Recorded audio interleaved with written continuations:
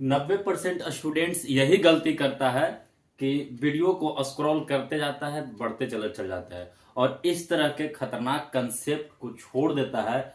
अगर आपको जो 4 मार्च का एग्जाम होने वाला है आईसीएसई बोर्ड मैथ्स पेपर का, अगर उसमें आपको 80 में 80 लाना है तो इस तरह के वीडियो को आप स्किप नहीं कर सकते हैं। और अगर आप इतना देर तक रुक ही गए हो तो आप पूरा देख ले, तक अगर बाय द वे इस टाइप का क्वेश्चन आ जाए तो आपसे बनना चाहिए।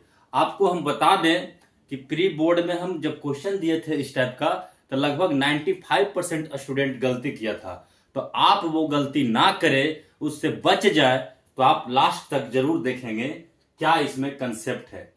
यहाँ पे जो क्वेश्चन लिए हैं वो प्रोबेबिलिटी से रिलेटेड है और प्रोबेबिलिटी में अल्फाबेट से रिलेटेड। अल्फाबेट से ध्यान से देखना कि a single letter is selected from the word probability. यहाँ पे प्रोबेबिलिटी वर्ड दिए हैं, एग्जाम में कुछ भी रख सकता है, वहां पे लॉगरिथम वर्ड भी रख सकता है, मैथमेटिक्स भी, मानी कुछ भी यहाँ पे एक वर्ड दे सकता है। जैसे पिछला साल ही यहाँ पे इस प्रोबेबिलिटी की जगह पे मंडे दिया हुआ था। The probability that the selected letter is a vowel.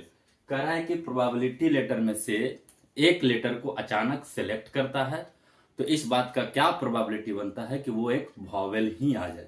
मतलब इस तरह का आप क्वेश्चन को ऐसे एज्यूम कर सकते हो कि मान लो कि कार्ड पे लिख दिया PRO, जितना लेटर इसमें सब पे एक लेटर के लिए एक कार्ड बना दिया और एक बॉक्स में डब्बा में ऐसे मिक्सअप कर दिया और वहां से अचानक एक कार्ड उठा रहा है तो इस बात का क्या प्रोबेबिलिटी बनता है कि जो आप कार्ड उठाएं वो वॉवेल का हो। तो आइए समझते हैं कंफ्यूजन क्या होता है और करेक्ट तरीका क्या है, दोनों हम समझेंगे यहाँ पे। जैसे यहाँ पे अगर आप ऐसे करते तो हमको पता है कि पहले नंबर ऑफ सैंपल स्पेस लिखेंगे तो यहाँ पे आप देखेंगे तो 1 2 3 4 5 6 7 8 9 10 11, टोटल 11 लेटर। और आपको क्या है कि आप जैसे पढ़ते हैं कि जैसे यहाँ पे सैंपल स्पेस लिखते हैं तो सेट है, तो सेट में आपको लगता है कि रिपीटेड टर्म नोट अलाउ, तो आप यहाँ पे जैसे बी 2 बार रिपीट कर रहा है, आई भी 2 बार रिपीट कर रहा है, ये आई भी 2 बार रिपीट कर रहा है, तो आप यहाँ पे नहीं लिखते हैं। जैसे आप सिंपल PRO बी एक ही बार लिखे क्योंकि बी 2 बार आया है, AI भी 2 बार आया है, उसको एक ही बार लिखे LTY।